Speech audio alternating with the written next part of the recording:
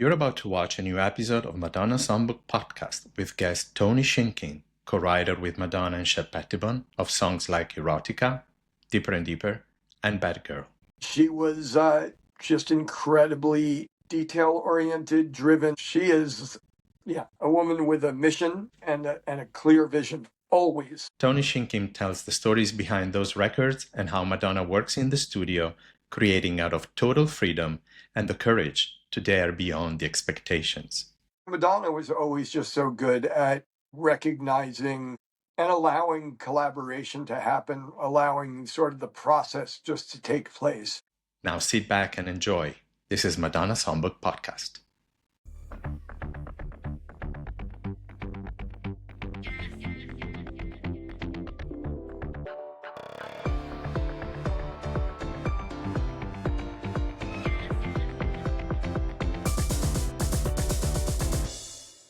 Hello everyone, and welcome to a new episode of Madonna Songbook, the podcast about Madonna's music, her great songwriting, and producing talent. I am your host, Giulio Mazzoleni. Writing and releasing Madonna Songbook, my book, led me to interview several of Madonna's collaborators, shedding light on her underrated talent as a songwriter and producer. Lots of top musicians helped me cover stories behind all of Madonna's songs. I'm excited to say that today, one new name is adding to that list. So if you're into examining Madonna's music away from all the chatter and all celebrity gossip, this podcast is for you. By the way, I suggest you take a moment to subscribe to this podcast so that you get notified when new episodes come out. If you're listening to the audio podcast, know that Madonna Songbook is also available as a video podcast on YouTube and Spotify. I have to thank all the listeners and viewers for supporting me with all their comments. I love chatting with you guys in the comment section of my podcast. But there's one person in particular I'd like to thank today, and that is Andy Yusuf, who helped me find the right contact to approach today's guest. So thank you, Andy. Thank you very much. By the way, I often receive requests to interview this producer or that writer, and everything is appreciated, but nothing is more appreciated than the right email address or personal contact to speak to some hard-to-access producer, elusive musician, or co-writer from Madonna's past and present. If you have a way to reach to some of Madonna's collaborators other than easy-to-find public social media accounts, do let me know. I'll definitely make good use of that information, I promise. Now let's start today's episode. This one is going to be a chat with one of the minds that brought to the world the sound and songs of Madonna's early 1990s music. So without further ado, let's take a journey into Madonna Songbook, leave the chatter behind, and let the music take control. Okay, you've heard his voice in the song Why Is It So Hard? You've listened to his sounds and songs in the album Erotica, and his editing and engineering work on many remixes produced by Shep Pettibone. The guest of this episode of Madonna Songbook is Tony Shimkin from New York. Hi. Hey, how are you? Good to meet you. It's a pleasure. It was hard to find you. I meant to find you even for my book, but I was lucky enough to find a few quotes on the way you approached that work that you did with Madonna. So you're frequently mentioned in my book, and I'm glad that we're talking now so that we can share the stories of making music with Madonna to all the followers. I look forward to it. And I would like to jump straight into the conversation by asking you, when you first experienced Madonna, not professionally, personally, and from the music point of view, what was your first experience? High school, junior high probably. Junior high school. I remember the girls in my class, in my school, dressing up like her. I remember songs like a Virgin and Into the Groove, and everybody, a lot of the girls in my school, a lot of the kids from my school would go to like places like Danceteria, and they went to, hear people like Jelly Bean. It seems like Madonna was instantly famous. I don't recall a time when people didn't know who she was, so to speak, but I was, I grew up and I spent my entire life in New York City. So I think Lucky Star probably, and Into the Groove and everybody. I mean, those three songs to me sort of were emblematic of the sound. It was fun. It was fresh. It was positive. It was like, yeah, there was something just really unique and exciting about the sound throughout high school. I was a frequent guy. I went to CBGB's on for Sunday matinees, hardcore matinees, but this is the days when CBGB's hosted like the Police and Sting and the Talking Heads, and there was a lot of music going on at that time. What a wonderful place to grow up in as a musician and as a music lover. Yeah, yeah, and which we'll Definitely. get to. Soundworks Studio was Right. a place I started as an intern, so I wanted to be around the creation of music. So tell me about it. First of all, Soundworks was a studio in mid Manhattan, right in the same building of Studio 54, the Yeah. defunct disco, legendary disco, right? Yes, it was in the basement of 254 West 54th Street, which is where Studio 54 was located. And the basement of that building housed the studio, Soundworks, which was responsible for a lot of very successful records. It was on the cutting edge of technology. And then when I started there, primarily became the home for so many DJs and producers who did remixes. And that's Right. what I grew up around. In the early days, So, Duran Duran was in there. right. So Soundworks was the studio where Nile Rodgers and Duran Duran recorded Notorious. And Daniel Abram was the sound engineer. Daniel Abram is known by Madonna fans for remixing Fever and Rain and Don't Stop for the album Yeah, Bedtime Stories. But when I spoke to him, he explained to me that there was a whole community around that studio, and Shep Pettibone was there, and Junior Vasquez was there, and you were there. correct. And there was this woman, Jane Brinton, who was managing the whole talents of DJs and producers. How Yeah. did it feel entering that community as such a young kid and getting into the groove with remixing and producing music so early in your life? It was amazing. There were two sort of distinct camps. There was Shep and Junior and Frankie Knuckles and David Morales and the Latin Rascals. And then there was like a hip Oh, hop them too. community. Yeah, yeah. And then there was a hip hop community with hip hop R&B with Timmy Regisford and Teddy Riley being the main, and Merlin Bob and some of the WBLS sort of DJ and producers. So there were two sort of distinct camps. There was the pop dance music remix, and then the R&B hip hop new jack swing sort of camps, and both worked out of that studio. And as you said before, Daniel Abraham was in there with Duran Duran for their Big Thing album, and then after that was Arcadia, which was like a side project of the Duran Duran crew and the Yeah. Power Station sort of sound. So Election Day. Election Day, yeah. Oh my gosh, yeah. You brought me back to that. I was enamored by the talent of the producers, the engineers, just this sort of 24/7 music creation that went on, because when you're doing remixes, the final stretch could be a 30-hour marathon session. I was, you know, I went in there after I was in high school. I went in after school, and I was there until the sun rose, and then I would go back to school, I guess. I don't know how I did it, but I just wanted to be around it as often as I could. You started as an assistant engineer, and the first experience you had regarding Madonna's music was collaborating with Shep Pettibone and being his assistant on the remixes of Like a Prayer, Express Yourself, and Keep It Together. What do you remember about those sessions? My personal view is that those remixes, especially Express Yourself, obviously, marked a step in Madonna's career and in dance music and house music in general, because remixes were transitioning from the disco days when there were extended versions of album versions with little effects, and they turned into new productions. And soon the remixers would be credited as co-producers or additional production, and things changed. They were fully programmed. They only kept the vocals, and especially Express Yourself gave a new life to the song. The co-writer of that song, Stephen Bray, is extremely grateful to Shep and you and the team for giving a different life to a song he composed, because he saw something that he didn't see himself. So how was it putting together these remixes? What do you remember? Shep was one of the early pioneers. The first order of business was creating an extended version of the song as you knew it. So for Okay. Express Yourself or Like a Prayer, there was the version as you heard it on the album, and sort of enhancing that version and then creating an extended mix of that.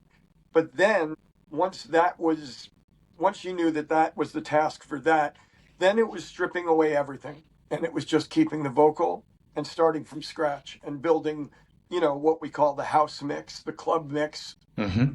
And that's where Shep sort of excelled. His ability to program a Roland TR-909 drum machine, this sort of patented drum fills that he created that became sort of a staple of every one of, his remixes, along with the people he employed. Yeah, the programmers, the musicians that he would bring in. A guy named Fred McFarland would come in and play piano or keyboards. A guy named Alan Friedman, who wound up working out of Axis Drums. Studios, which was in the penthouse of the same building, were the early adopters of sampling, and they would go through old records and capture these sounds, and they also knew how to master sort of synths and early electronic equipment to create a new landscape, a new soundscape underneath the existing vocal. And from that, you had your extended dance remix and your dub remixes, and it was super exciting. It was an eye-opener. It's like, wow, these new chords go with this even better. This bass line works in a different way. This drum groove is totally different than the live drums on something like a Prayer. Were you involved in editing these remixes? Yeah, so I would be there to witness the building of these new versions, and then I would be tasked with assembling them into, the final product, the final 12-inch extended mix, or even the 7-inch editing down a 12-inch dance version into a Right. 7-inch radio-friendly version. So, Or the dub versions? yeah, and like you said, something like Express Yourself, that house mix, that club mix became the version. It became the version for her music video. It became the version that most people are familiar with, or watching like the creation of something like Vogue. I mean, that was my first experience or interaction with her as a Madonna, as meeting the artist. As a person in the studio, you were present when Madonna flew in from Los Angeles at the end of 1989 to do a little experiment encouraged by Craig Costage, head of dance at Warner's, saying to Madonna, why don't you work with your favorite remixer and his team, because we need a B-side to push the single Keep It Together. Those were the days when singles were not selling much because the market was transitioning from vinyl and cassette onto CDs, and they were launching the maxi single format and so forth. Cherish was successful because it had an unreleased song from Like a Prayer as a B-side. Oh Father didn't have a B-side, didn't chart top 10. That was Madonna's first single after Holiday Not to enter the top 10 in America. And so they said, let's rescue Keep It Together. Let's protect Keep It Together with a new song. And so they said, okay, let's do this song. And it turned out to be Vogue. What can you recall of that experimental first session? So Vogue was born from some of the sounds and even the parts of, if you go back and listen to Janet Jackson, Miss You Much, the song Miss You Much. Miss You Much remix. And the bass line, some of the drum parts and programming became the groundwork for Vogue. I mean, the piano chords were a whole thing unto themselves. Shep and Alan Friedman coming up with that descending sort of piano part that became the staple of what, Vogue is. And as you said, Madonna flying in on the red eye from Los Angeles to come in and lend her, not just her vocal, her melodies and all of that. and I think she wrote the rap on the Red Eye coming into New York to do it. I just recall her coming into the studio, obviously being very intimidated because this is Madonna, of course, and she was wearing a beret. I remember that. And she was just incredibly detail oriented, driven. Let's get to work. Let's do this. Like, there was no, I wonder what we should do. None of that. Right. She is, yeah, a woman with a mission and a clear vision, always. And the spontaneity of that song made it that when Warner's heard that, they thought, oh my God, this is a big hit. This is a big single. And Madonna was surprised by that. Were you? Yes and no. I mean, I knew it was super cool. Did I don't think any of us realized from a mainstream point of view that, because even with, I think Express Yourself had a lot to do with it, right? Express Yourself, Mm-hmm.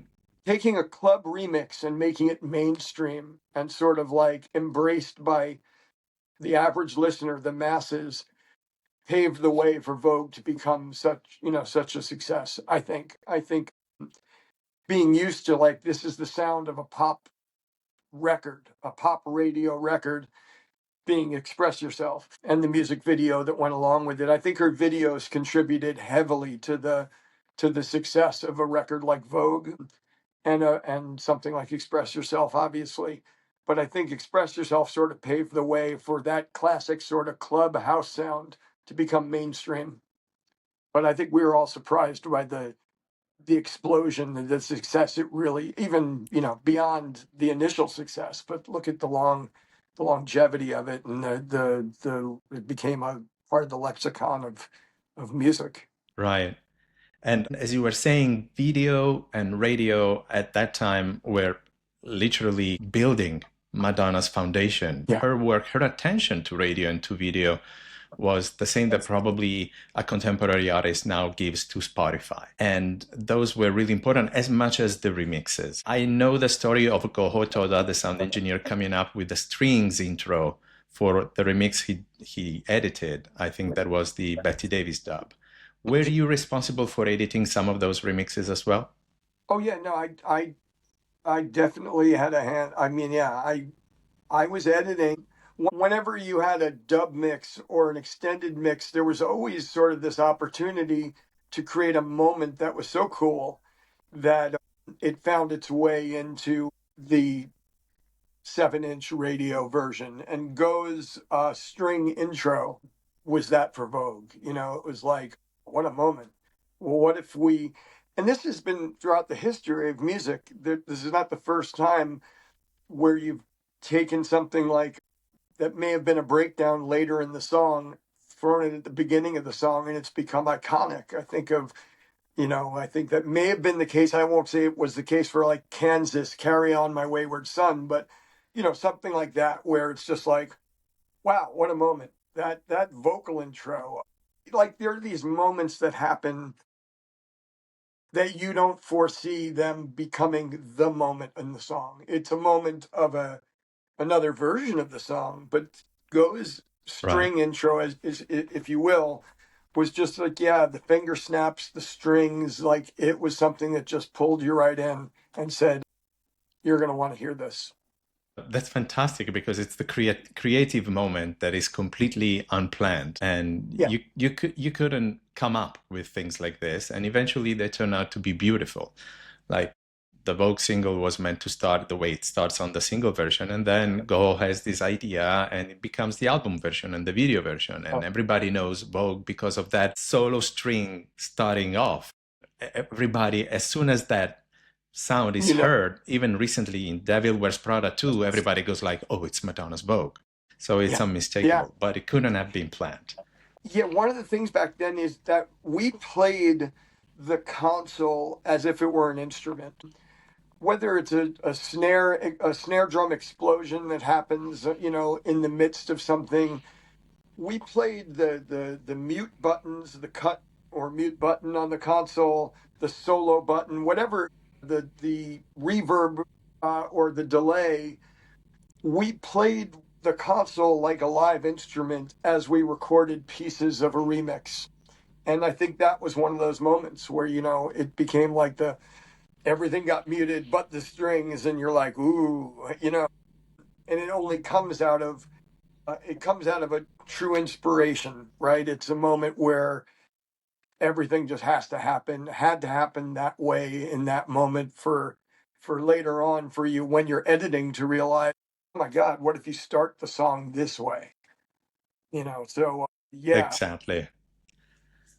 So your net experience in the studio with Madonna was making the Immaculate Collection remixes, and there's this Mhm. great chat that you had with Ed or Russell from Inside the Groove.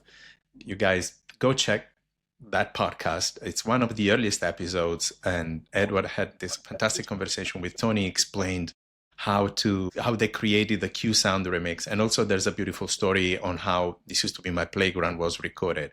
But back to our chat, you worked on the song Rescue Me, which I think it was intended to be an additional song Yeah. just so that the Immaculate Collection didn't just have singles and so that people would focus on buying the album, which is why Warner's resisted from putting it out. But then the song had spontaneous airplay and all these beautiful remixes came out and it became another top 10 hit for Madonna. What can you remember of creating that song? Rescue Me was one of these things that, while we were creating that song, we were just like, wow, these are great sounds. And I'm just so happy that a home was found for it. It just as easily could have been sort of one of these lost tracks that never saw the light of day. The opportunity to throw the rainstorm, like this again, to create an intro where you're just like, oh, what is this? Where there's a soundscape and it's an ambiance that really truly draws you in. Madonna was always just so good at recognizing and allowing collaboration to happen, allowing sort of the process just to take place. So while she was incredibly Mm. driven and goal oriented and like had a definite vision of something, it was never an impediment. It was never a something that got in the way of creativity. It wasn't like, oh no, don't do that. Don't try that. It was always like she let things breathe. She allowed for things to happen before making a decision. She never shut things down. And I think that's one of the cases with a song like that, where it was like she allowed something to get created, to breathe, to form before she sort of interjected what she wanted to do with it. So she very much, like the way we played a console, she played the song. She worked with what was there, and then it was almost like a back and forth, like a conversation. We create something and she puts her thing on it, and then based on what she does, we alter what we do, and it was a dance. It was a really Mhm. beautiful thing to see, to be a part of. That's beautiful how you describe it. It's like dancing while you're collaborating, it's like dancing Yeah. together. So it's really beautiful. Around that same time, you worked on another song called Get Over, which was eventually recorded by Nick Scotti. Yeah. But do you remember, everybody wants to know, do you remember Madonna recording that as well? Because there's this rumor that it was tested for Immaculate Collection and rejected. She was very supportive of Nick, and yeah, I believe like at one point I think I was like, is this going to be a Madonna song? This is you know. But again, like I described that dance, like something, just whatever happened. There was definitely it was like this collaboration, and it was also a selflessness on her part to let something go and say, you take this and have fun with it, and I'll be a part of it, but I don't have to be it doesn't have to be mine, because not everything can be, yeah, it was such an interesting thing. I think what she did on that was perfect. You know, it didn't have to be her I song, love it. but her part's iconic. Yeah, Indeed. and her Absolutely. play and dance with Nick on it is what it is. Yeah, it's very cool.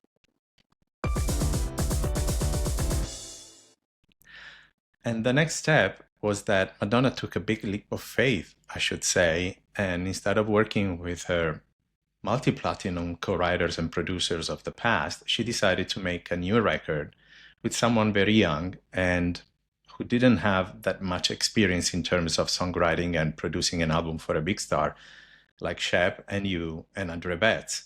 So when she made Erotica, she really, I think she was extremely courageous. That is my favorite Madonna record. Starting from that point, that creatively she didn't sit on the laurels of True Blue and Like a Prayer, but decided to experiment and take it from her latest experimentations, Rescue Me, Vogue, and Justify My Love, and take it a new direction and do something totally unexpected. I think it is one of the frequent changes that Madonna has made, surprising everyone, probably including herself. How did you feel at that point, you as a musician? You grew with your professional relationship with Shep and were involved as a songwriter. Now, Yeah. how did it feel? Did you have songs that she asked and you were like, okay, we have this and that? Or did you start writing demos when she first approached you and say, give me some music, I want to start a new project? Yeah, we just started writing tracks, because Madonna's contribution on everything is lyrics and melody. Not that she's not open to collaboration or, feedback or a back and forth, but she gets inspired by a piece of music and she puts her, contribution on top of it.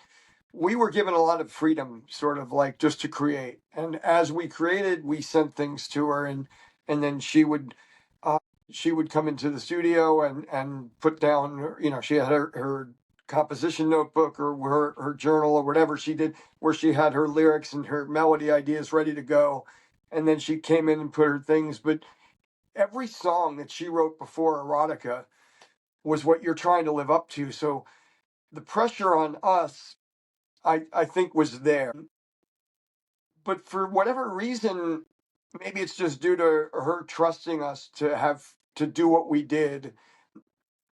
I don't remember feeling that pressure other than the beginning, like, oh my God, we're going to be possibly writing and working with her. And I think there's a part of me and maybe Shep or anybody in that situation in which you're going, boy, is this going to fly? Does this live up to the legacy and the prior work? But there was also just sort of a freedom in the creativity and the experimentation that she embraced that made us feel comfortable just to continue to do what we were doing. So yeah, we put together tracks and then she contributed her piece to it. Something like Bye Bye Baby was one of those examples where it was like, this is a cool sounding track.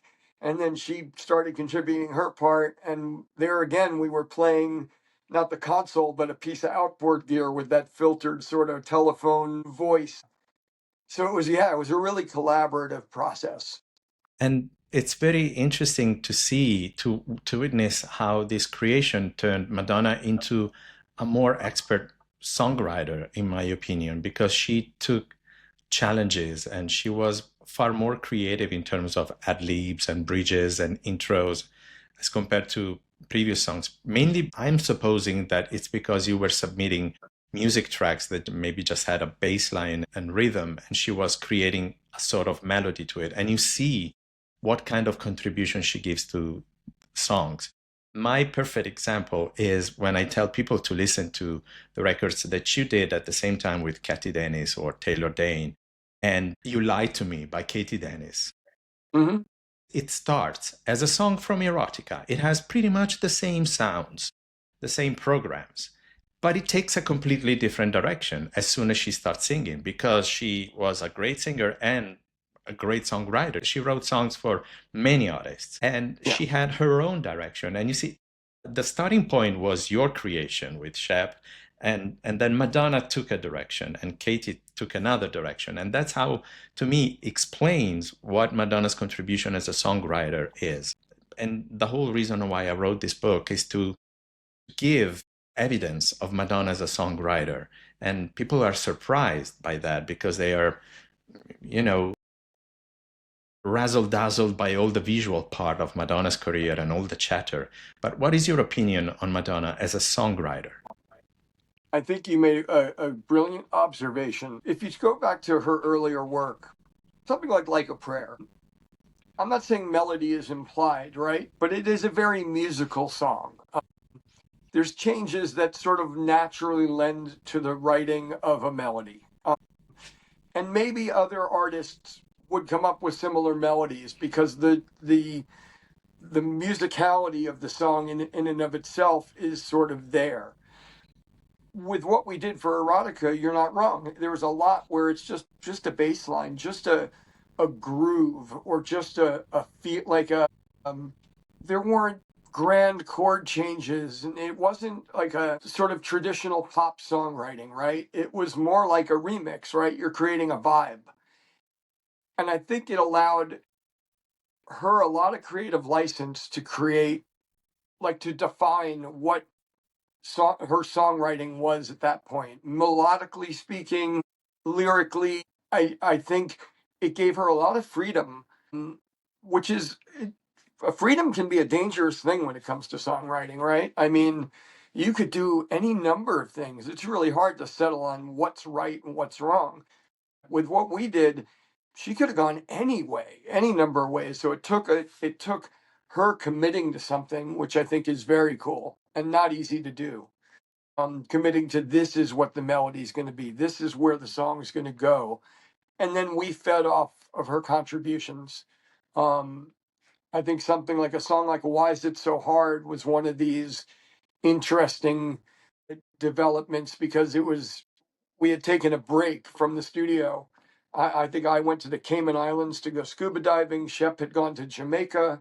We both came back with these reggae influences, and she just sort of, that's where she played into sort of, again, traditional songwriting, but she played into the reggae vibe, but not in a reggae sense, right? She didn't write reggae melody or anything like that. It's very interesting. I think she took a lot of chances, and I think she was very bold and creative and convinced and able to sort of follow her direction. Like she didn't hedge. She didn't go, I don't know. There was none of that. She was, yeah, I think it gave her an opportunity to grow as a songwriter, absolutely, especially as a melody writer. I think you put it perfectly. She had these vibes more than chord changes. She had a lot of freedom, and she did take it, because she's known for using the first take a lot of the time, and songs like Deeper and Deeper are born out of a demo and they stay pretty much the same. Production Right. quality changed, but the song remained as it was composed the first day. And same Bye Bye Baby, as you were saying, out of an idea. And there are other songs in the album, like BadGirl, where the demo only had one verse and it was repeated twice. And you notice that she kept the original take and Yeah. sang the second verse additionally. And she has that little change in "don't want to cause you any pain, I don't want to cause you any pain." But it was added because she likes keeping the original inspiration. But in the sessions with you, she also experimented a lot, and not having a confined ambient to work on for a song musically allowed her to experiment. There's a song like Words that initially was called Action Speaks Louder Than Words. There are Right. so many changes. She completely threw away two bridges and came up with another bridge. And then she came up with a spoken outro. And then there were ad libs that were completely changed. Did you Yeah. witness her at the microphone improvising, coming up with these melodies? No, yeah, absolutely. And also when you and it also it went the same with us. When you had me relive, when you sent me links to like listen back to what we had done, I heard a sound I forgot. I'm like, oh wait, that's the sound that wound up in Rain. Okay, Yeah. so yeah, I witnessed her sort of on the fly coming up with melodies. Yeah, she and what was really cool is sometimes maybe I was or Shep was complete we were completely sold. Like, oh my God, that's great. Good. Yeah, let's do that. And she'd be like, no, no, no. And she would continue to experiment. And if we went with that first take, as you put it, that's what it would have been. But none of what came out of it, you wouldn't get something like Fever if we didn't go through iteration after iteration after iteration. And then for her to go to somebody else's song, to ditch everything she wrote in favor of let's make a remix of the song Fever. Yeah, very cool. She's fearless and always has been. At the same time, I remember when Goodbye to Innocence finally came out, I was like, wow, I can't believe she ditched something so good. But then I also love Fever. I really, really like that. Right. And to think that it came out just as an inspiration, improvisation one day, putting down background vocals. But I sent you those links because I really wanted you to reminisce the creation of Goodbye to Innocence. Like starting from the first demo was really new jack swing. There's a lot of hip hop, there's scratches. She has an angry voice at singing that song, and or a more intimate and lower register. It feels closer to the sound she was making with Andre Betts at the same time. I don't know if you were aware that she was making songs with him, but they were close. And then with the final demo, something had already changed. And then the third version, it was more pop oriented. It was breathing. It had more light. Shep was writing in his diaries that she wanted a raw sound, something like it was in a back alley in Harlem and not played on a sophisticated sound system in Times Square. The evolution, I'm fascinated by that because that song is good in all 4 different versions, which is unusual of Madonna to do. Usually she knows it right away. What can you tell about the choices that you guys were making in terms of sound? Was there a commitment in the beginning? It was just an experimentation? Did it dawn on you that you would rather go in another direction? What we did was we were working out of Shep's apartment, right? I was working on a Mac computer using Studio Vision. I was using a 1/4-inch reel-to-reel tape machine that I had, my old 8-track tape machine. The lo-fi nature of it wasn't something that was, I think we were like, oh, well, when we get around to it, we're going to high-tech this up. No, it was let's bring this equipment into the high-tech studio and keep that sound, right? So we embraced, a grungier sort of lo-fi approach. And again, that's credit to her for allowing that to take place and not go with the expected, oh, we're going to polish it up now. That was just a demo. There was a lot that could have just been a demo.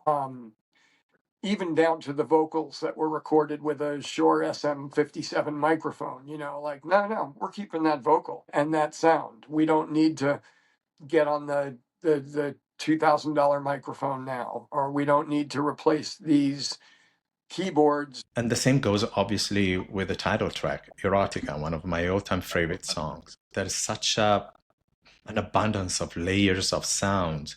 And again, that song had a lot of versions. One that people call You Thrill Me, but it was the original Erotica demo. Then there were elements with a song she did with Junior called Love Hurts, and she incorporated into it. And then she did the erotic remix, and then it became Erotica as we know it. What can you remember of choosing the sounds that were added? What was it like to come up with all these elements? I know you also sampled Kool and the Gang, Jungle Boogie, with that horn.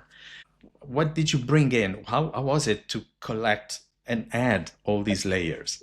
It wasn't out of a desire to improve. It was a desire just to experiment in a different way. So some of the sounds, like the Middle Eastern sort of influence, that vibe, the finger cymbals, those sounds were later on, right? That was like, let's try this version, which was like the sex version, the one that went in the book. And all of these could exist. So whatever was part of the original demo could wind up in the final version, but whatever came out of the later version could go back into the original sort of formulation of it. We weren't married to anything. And I think that was the cool part of it, that we could go in whatever direction and that all these different versions could find a home later on at some point anyway. Yeah, that was cool to me, that these versions one version could exist in her book, another could exist on a dance remix, and another could exist on the album.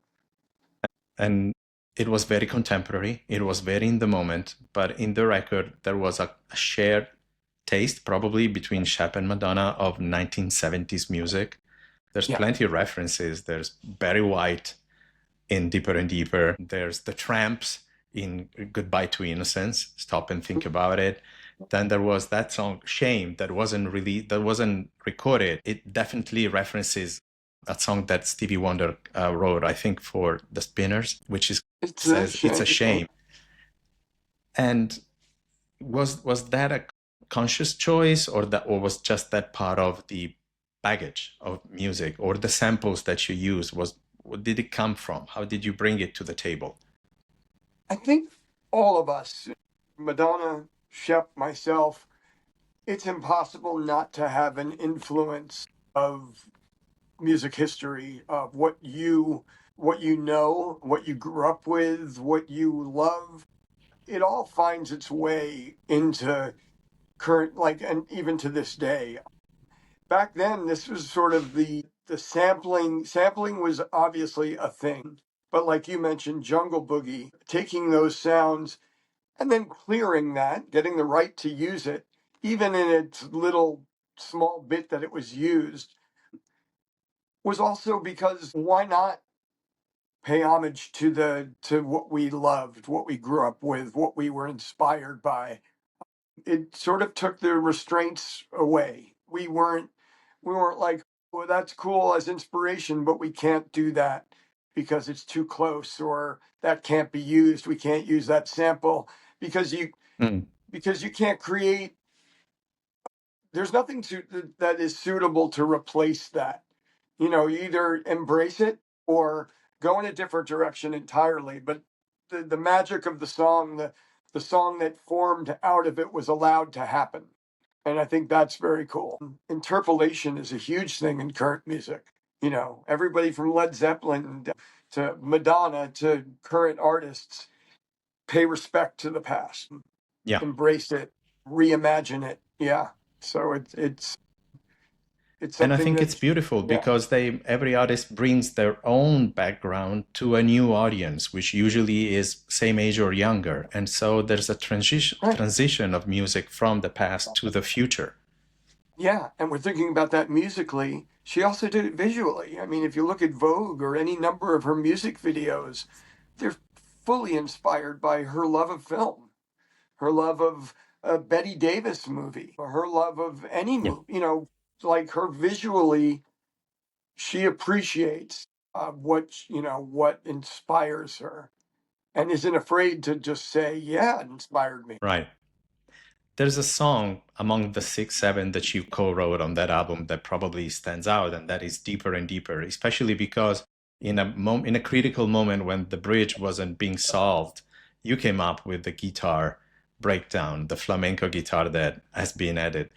Overall, about creating that song from the start to the end, to seeing it performed live at the Girly Show, what can you remember of that process?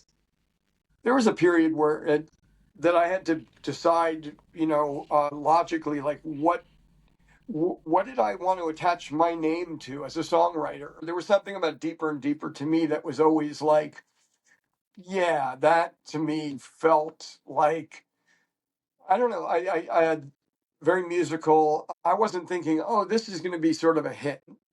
That that that breakdown that you're talking about, the flamenco guitar. I'm a bass player. I'm certainly not a virtuoso on guitar, much, and nor am I a flamenco guitar player. So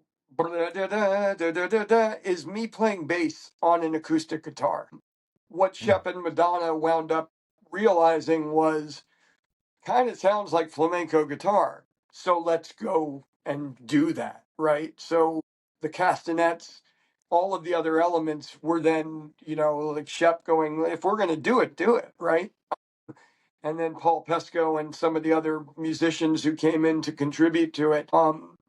There was just such a fun vibe about that song, and then yet it retained sort of a modern, or a an approach that was fitting of the period we were currently in. And then I think that came across in the dance versions that were, and the remixes that were done after the record, or as part of the record. Yeah, Oh yeah. yeah. Yeah, Shep's classic remix. Before we talk of the next thing, because there's more that you worked on, and I'm referring to the mysterious pre-Bedtime Stories sessions, I wanted to jump forward in time. What are you proudest of the work you've done after these sessions with Madonna and Shep, the way after you finished working with Shep? Tell us about the music you've made and how your career has evolved. There was a period where I remember I was given an opportunity to be the producer, the sole producer and remixer of a record on my own first. So I was hired to do a mix of a song called On My Own, I believe was the title, by an artist called, her name was BB Queen. And I got to sort of bring what I learned from my work with Madonna and Shep into being a remixer and a producer in my own right then. It made its way into future work I did with Junior. We did a big club hit called X. So I got heavier into sort of the Sound Factory club scene of that type of music, to doing a song with Wild Orchid, which was Fergie's group. I got to produce a record for an artist named Patty Rothberg on EMI Records, an artist called Mikal on Sony Records, where all of my influences throughout the years, including the dance music that I did, it always fostered a sense of exploration and I think what influenced all of my later work was something I got from the work with Madonna, which was there are no rules. You know, any two genres can be married. You can take inspiration from this, that, and the other thing, and there are no rules. If you want to try to make it work together or have fun incorporating all different sorts of elements, go for it. So the experimental sort of spirit that was fostered in the Madonna stuff found its way into my work from then on, from everything I got to work Yeah. on from that moment on. Ultimately, I did a lot of music for advertising later in my career in the later mid to late 2000s. I think you made a very good point, especially concerning Madonna, who has been revolutionizing her approach to music and always Always. surprising her audience and herself and her collaborators. And even to this day, a lot of people are saying, well, with her new album, where is she going? Is dance music fine with a woman over 60? And all of these stupid questions, because what would you expect from Madonna, someone who has been so daring? Even musically, would you expect an orchestra record where she is wearing an elegant black satin dress and she Yeah, delivers ballads? Obviously, that's not Madonna. she's Recently, she. Linda Perry has been saying, Madonna's been turning me down for years, but I have in mind what she needs when she's ready to retire. Hello? Madonna's never going to retire. I will make the great album that we all expect from her. But that's the point. Madonna never does what we expect of her. Madonna And does what she feels going forward to. And yeah, that included trusting to young yeah, co-writers and putting together an album that cemented her talented as a songwriter. yeah. I had no, I had my experience with Shep in the studio, but for her to entrust a 22-year-old kid with no sort of track record in the music business, but trust her instincts that I was somebody who loved music, who was sort of thirsty to have fun and I don't know. I think there was a for everybody involved, for her, for Shep, for myself, a level of sort of fearlessness that took place around that time. When I first worked with her on the Erotica record, there was a day when she came up to the studio, and I was very intimidated. I was at the computer trying to get things together in time for her arrival, and then I was running behind, and she was there over my shoulder asking me if I was done yet. And I got so panicked that I was taking too long that I snapped one day. And me, a 22-year-old kid, told her to shut the F up, go downstairs, make some popcorn, and I'll let you know when I'm ready. And that could have been the death of my career. Um, but it was sort of the birth of maybe some respect, which was cool. And she always was very supportive of me going forward, during that entire process, but later on too. There were times I contacted her years after Erotica or any of the work I did with her, and she was always sort of receptive. So, and yet she moves on. She finds new people to work with, people she's not worked with before. And that takes fearlessness in and of itself, right? Because you can go back to the people who made your hits time and time again, or you can sort of entrust that, you have a strong enough ego that no matter who you work with, you're going to get what you want to get done. And so you're going to give new people a chance. And she's always done that, which is kind of cool. Always. But as a final question, I wanted to ask you about something that instead of changing, she wanted to replicate a successful formula, at least for her. Although Erotica was heavily criticized mainly because of the Sex Book album, and probably its songs were shadowed by the whole backlash around that book, she decided to go back to the studio and record new songs with Shep and you in early 1994. Now, these songs are a mystery. Recently, Love Won't Wait was finally released. Madonna thanked Shep in the credits of Bedtime Stories for understanding her choice to change direction. But because recently the Bedtime Stories Untold Chapter EP only featured Love Won't Wait and not the earliest demo of Secret called Something's Coming Over or I Will Always Have You, which became Inside of Me, people thought that Shep was kind of blocking these songs. In my opinion, it's just that Madonna doesn't want to give a weaker version of a good song that we already know. What do I you would agree. remember about the termination of their collaboration, of your collaboration? I would agree with you. When we worked with Madonna, part of what we did to blow off steam, or more so what she did on a regular basis, was she went to Sound Factory and danced and had fun and listened to Junior Vasquez DJ.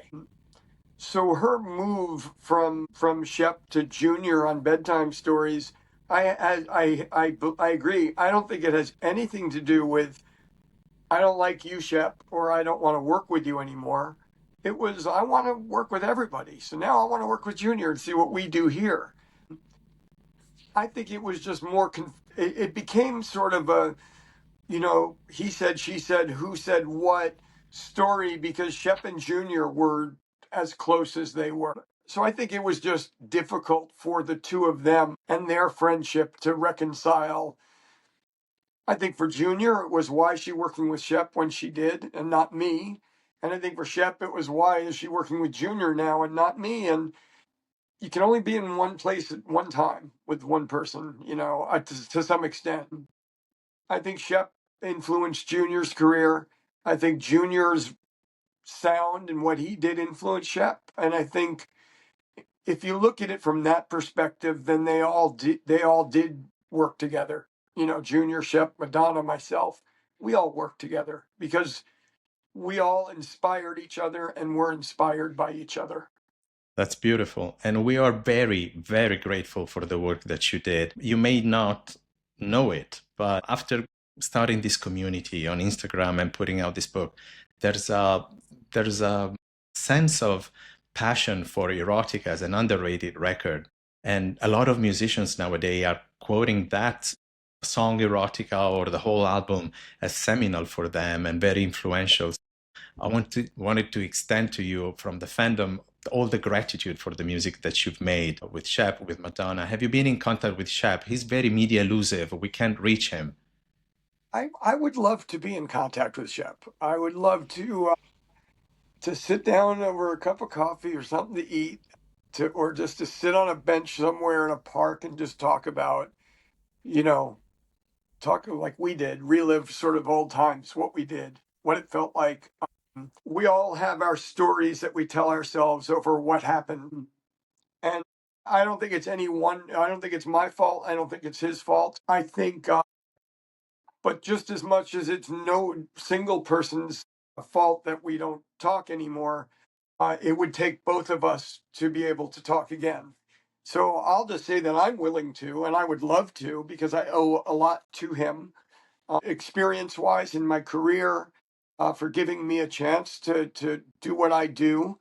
And I don't know. I'm very, very much a different person than I was then and a different person than who I was in 2011. I mean, so I hope he understands that. I would love for him to understand that. And to understand that, to me, one of the most important things in life is gratitude, and being grateful for opportunities, experiences. And, I have a 27-year-old son who works in the music business. I did not encourage him to work in the music business. If anything, I probably would have tried to discourage him from it. But on his wall in his apartment lies my Erotica album, my platinum record, and my Immaculate Collection platinum record. And I think what really bonded me, Shep, or anybody, and you and I to this point is a love of music, creativity, history. I have the utmost respect for what you do and what the community you're a part of does, because to be a fan of somebody is one thing. To devote your time and attention to getting to understand that person and their work on such a level that you can help bring that to others. This is how people like Madonna live on, not because of her work, but because of her work, your appreciation for her work. I had a wonderful time doing that. I regret none of it because it's all part of who I am today. So even the mistakes I've made are the lessons I've learned, and that informs who I am today, who I want to be, and how I want to move forward and move through this life. Yeah. So thank you for giving me the opportunity. Completely agree. Well, thank you for taking so much time to discuss with me. It's lovely to share this. And honestly, for someone growing up listening to these records, finally getting to match a face to the credits on the booklet is beautiful, and a chance to express, like you said, gratitude. So thank you so much. Thank you. And I wish you the best moving forward. Thank you very much, Tony Shimkin. And to the listeners, let's keep in touch. Send your comments. I love to be in touch with the community, and let the music take control. See you next time.